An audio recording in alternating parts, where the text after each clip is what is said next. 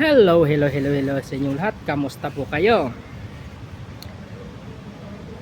Do not worry, huwag mag-alala. Ang pagiging anak ng Diyos ay nangangahulugang tayo ay may Ama na nagbibigay ng ating pangangailangan. Ang alalahanin ay tanda ng kakulangan sa tiwala.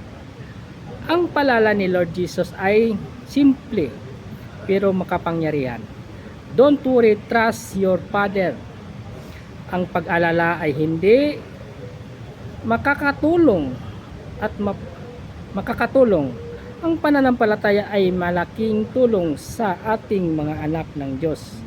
Ano ang sabi niya dito sa Luke chapter 12 verse 29? Do not set your heart on what you will eat or drink, do not worry about it.